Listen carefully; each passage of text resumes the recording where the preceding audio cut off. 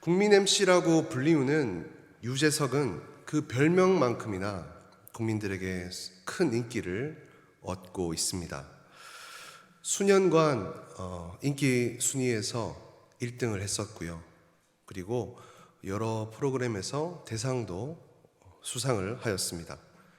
그만큼 유재석은 많은 인기를 누리고 또한 그 능력도 출중합니다. 그런데 이 유재석, 국민 MC 유재석도 처음부터 이렇게 인기 있는 사람은 아니었습니다. 신인으로 활동하던 리포터 시절에 너무나도 긴장한 탓에 말을 버벅거리고 실수도 연달아 하는 바람에 방송에서 불러주는 곳이 없게 되었습니다. 그래서 강제로 휴식해야 했죠. 그러면서 늘 머릿속에 있는 생각은 내일 뭐 하지? 라는 물음이었다라고 합니다. 그러던 중에 내일 뭐 하지? 뭐 하지? 라고 생각을 하다가 그러던 중에 내일 뭐 하지가 아니라 내일 뭘 해야지 라는 결심으로 바꾸었다라고 합니다. 그렇게 생각을 바꾸면서 그의 삶은 점차 바뀌어 나아갔다라고 합니다. 이렇듯 사람에게 있어서 무엇인가를 결심한다라는 것은 앞으로의 삶을 바꾸는 중대한 일이 될 것입니다. 그래서 새해가 되면 서점에서는 자기계발서가 베스트셀러의 상위권을 차지하는 것을 볼 수 있게 되죠.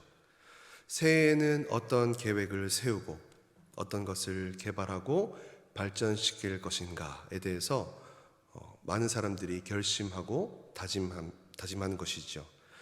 평범한 사람들도 이렇게 열심히 자신의 삶을 위해서 애를 쓰고 있는데, 그렇다면 하나님의 자녀인 우리들은, 그리스도인들은 어떻게 살아가야 할까요?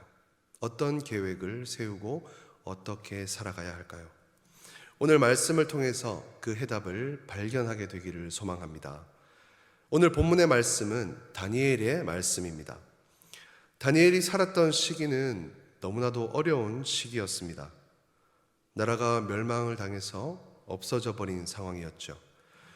마치 우리나라가 일본의 나라를 빼앗기고 신사참배를 강요당했던 그 시기처럼 모두가 그저 목숨만을 지키기에 급급하여서 세상과 타협하며 굴욕을 당했던 시기와도 같았습니다.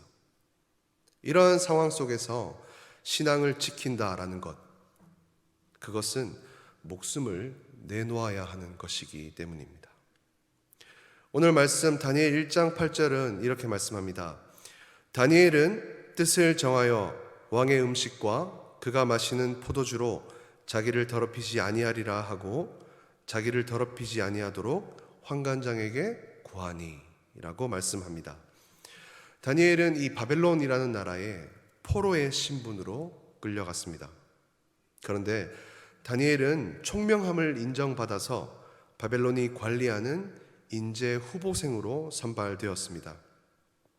그 당시에는 3년의 과정으로 젊은 청년들을 선발하여서 바벨론의 학문과 언어를 가르쳐서 후에 이 바벨론 나라의 일꾼으로 사용하기 위함이었습니다. 이러한 상황 속에서 이들은 특별한 관리를 받게 되는 것이죠.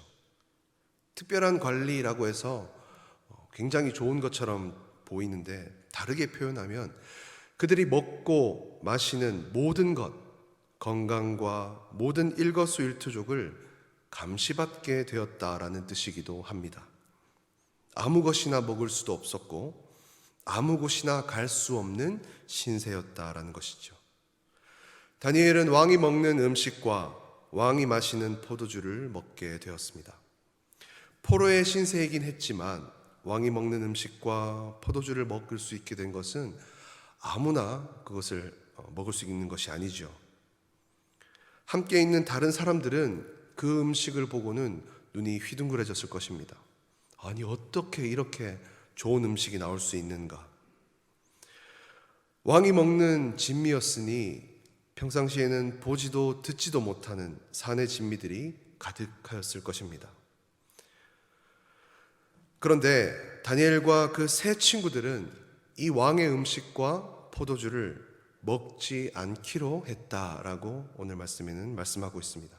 아니, 그것으로 자기를 더럽히지 아니하겠다라고 결심하는 모습을 보게 됩니다. 왜 그런가 하니 그 당시의 모든 음식들은 먼저 우상에게 바쳐지고 난 후에 먹는 것이었기 때문이었습니다. 하나님의 율법에 맞지 않게 이방신에게 바쳐지고 만들어진 이 음식을 먹는다라는 것은 다니엘과 세 친구들에게 곧 이방신을 섬기는 행위와도 같았다라는 것이죠. 이런 상황 가운데에서 다니엘은 뜻을 정하였다라고 말씀합니다. 왕의 음식과 왕의 포도주로 나의 믿음을 우상에게 팔지 않겠다라고 결심한 것이죠. 이러한 결심을 실천으로 옮기기 위해서는 다니엘은 목숨을 걸어야 했습니다.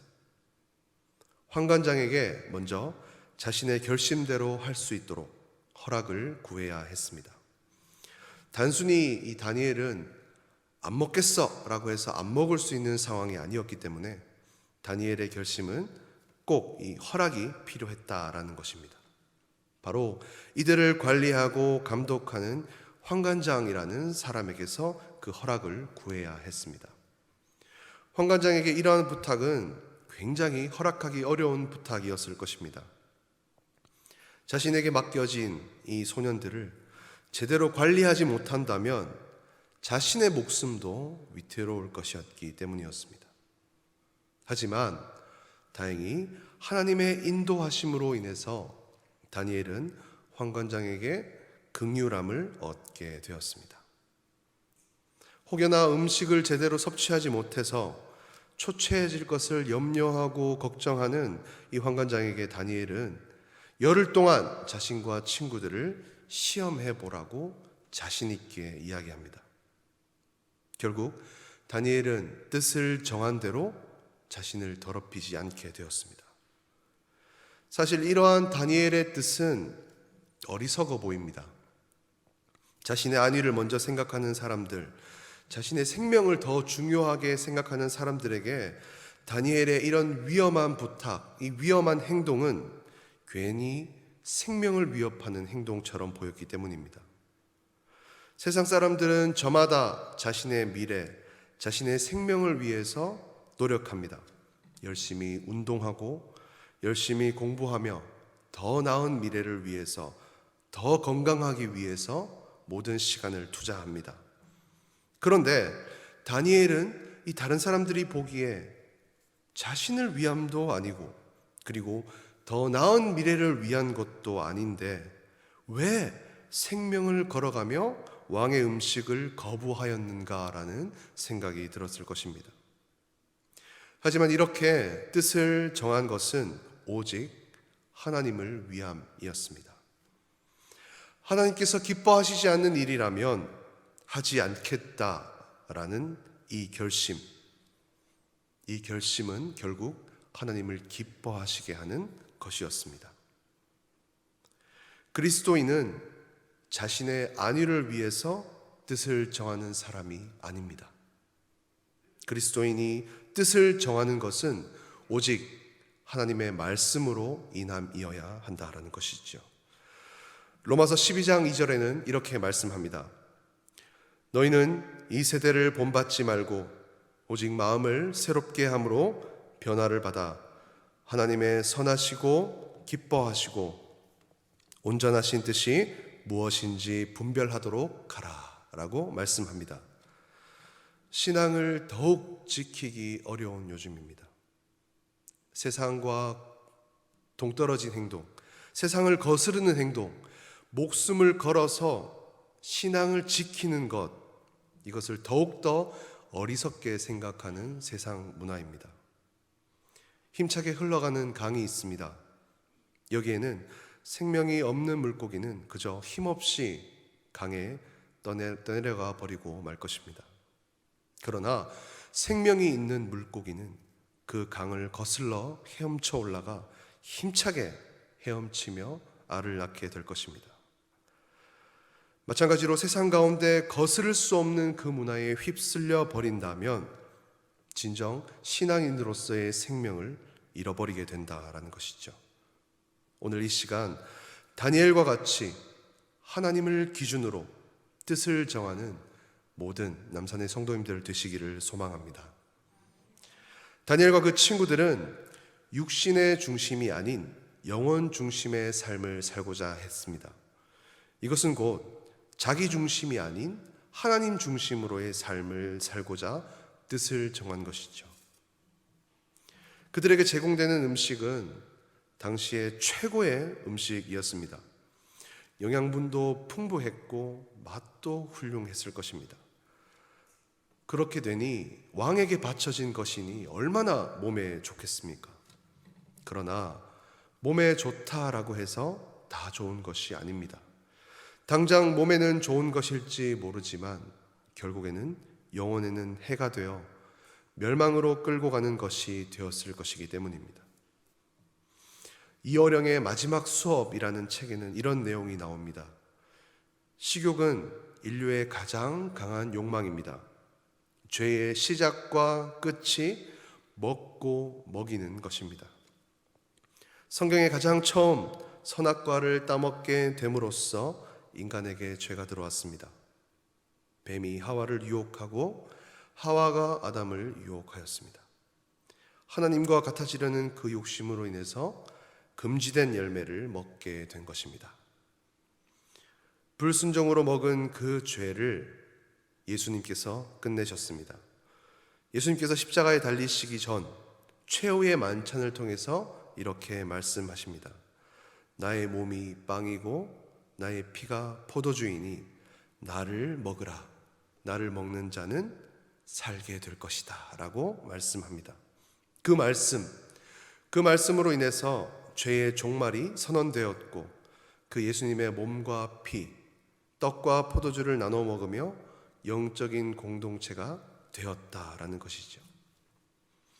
먹음직하고 보암직하다라고 해서 그것이 우리를 이롭게 하지는 않습니다.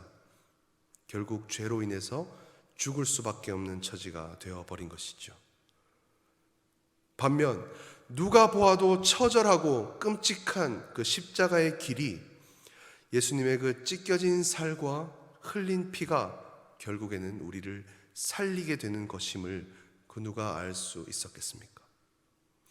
로마서 8장 6절에서 8절은 이렇게 말씀합니다. 육신의 생각은 사망이요 영의 생각은 생명과 평안이니라.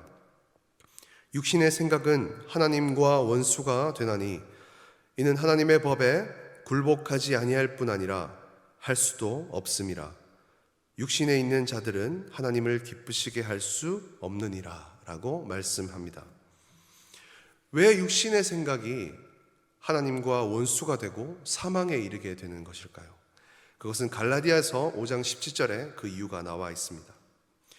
육체의 소욕은 성령을 거스르고 성령은 육체를 거스르나니 이 둘이 서로 대적함으로 너희가 원하는 것을 하지 못하게 하려 함이라 라고 말씀합니다. 그렇습니다. 육체의 생각은 항상 성령, 즉 하나님의 뜻을 거역하게 된다라는 것이죠. 육신의 생각이 아닌 성령의 생각으로 살아가는 모든 성도님들 되시기를 소망합니다. 다니엘과 그 친구들은 이처럼 육신의 욕심보다 하나님의 뜻을 쫓아서 살아가게 되었다라는 것입니다. 이런 사람을 보고 성경은 영혼이 잘 되는 사람이라고 표현합니다. 하나님께서는 영혼이 잘된 사람을 사랑하시고 풍성한 복을 약속해 주시는 분이십니다. 요한 3서 1장 2절에는 이렇게 말씀합니다. 영혼이 잘됨 같이 범사에 잘되고 강건하기를 내가 간구하노라 라고 말씀합니다. 잘된 영혼, 이 잘된 영혼은 예수님을 나의 구주로 믿고 섬기는 사람입니다. 육체의 욕망 가운데 살아가다가 하나님의 심판에 놓인 사람들을 구원하시기 위해 오신 분이 바로 예수 그리스도이시기 때문입니다. 예수님을 구주로 믿고 살아가는 우리는 육체의 욕망을 따라 살지 않겠다는 뜻을 정해야 하는 것이죠. 바로 자기 자신을 위함이 아닌 하나님께로 뜻을 정하는 성도님들이 되시기를 소망합니다. 다니엘은 환경을 보지 않았습니다. 믿음으로 환경을 이겨내었습니다. 나라가 망한 상황 가운데에서 포로의 신분으로 바벨론에 붙잡혀 갔던 것이죠. 그곳에서는 주는 대로 먹는 대로 입어야 했습니다. 그러나 그 음식은 우상에게 바쳐진 제물이었습니다. 다니엘이 하나님을 향한 뜻을 정하지 않았다면 그저 주는 대로 먹고 그렇게 살아갔을 것입니다. 주위의 친구들도 다 그렇게 살아갔기 때문이죠. 왜 너만 그렇게 해? 왜 너만 그렇게 독특하게 살아? 왜 그렇게 튀어? 라는 이야기도 들었을 것입니다. 다니엘과 그 친구들은 하지만 그 모든 것들을 거절했습니다. 우리들도 마찬가지입니다. 살아가면서 환경과 믿음 사이에서 얼마나 많은 갈등을 겪고 계신지요. 그러나 환경을 바라보지 않고 오직 담대하게 하나님만을 믿음으로 나아가시기를 소망합니다. 1927년 조그만 비행기를 타고 처음으로 대서양을 건넜던 한 사람이 있었습니다. 그 사람의 이름은 찰스 린드버그라는 사람입니다. 많은 사람들이 이 일에 도전했다가 목숨을 잃었습니다. 린드버그는 무려 33시간을 비행해서 이 대서양을 건너는데 성공을 했습니다. 이 일로 린드버그는 세계적인 영웅이 되었습니다. 그는 이 일을 마친 후에 파리에 가게 되었습니다. 그를 보기 위해서 수많은 사람들이 몰려들었죠. 그때 그의 그 유명세를 이용해서 광고를 하고 싶은 사람이 있었습니다. 바로 큰 담배 회사의 사장이었다라는 것이죠. 그는 린드버그에게 담배 한 개피를 주면서 이렇게 말했습니다. 이 담배 한 개피를 들고 포즈만 한번 취해준다면 그 대가로 당신에게 5만 달러를 드리겠습니다. 당시에 그 5만 달러는 아주 큰 돈이었습니다. 그러나 린드버그는 자기 자신이 크리스천이기 때문에 그것을 거절한다라고 말했습니다. 이 일은 후에 파리 신문에 기사로 실리게 되었고 많은 그리스도인들에게 큰 감동을 주게 되었습니다.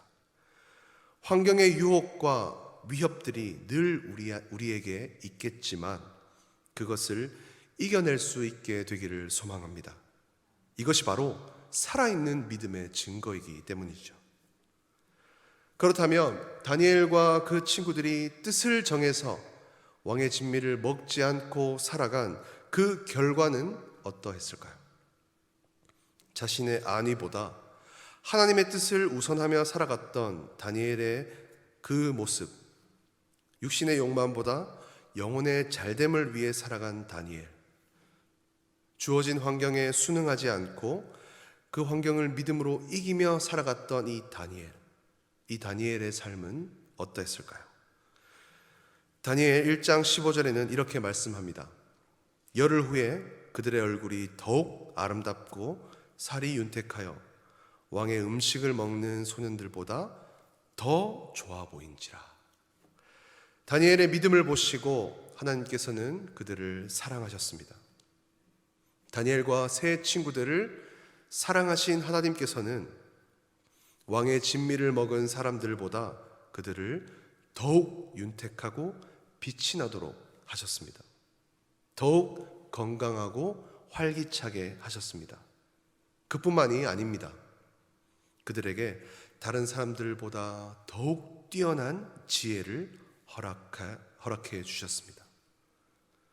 어찌 보면 지혜의 근본이신 하나님이시기 때문에 하나님을 경외하는 다니엘과 그 세 친구들이 지혜 있는 자가 된 것은 당연한 일인 것입니다. 그렇게 그들은 모든 사람이 우러러보는 위치로 하나님께서 세워주셨습니다. 그럼에도 그들은 교만하지 않고 끝까지 하나님을 섬기며 바라보며 살았습니다. 오늘 말씀 21절에는 이렇게 말씀합니다.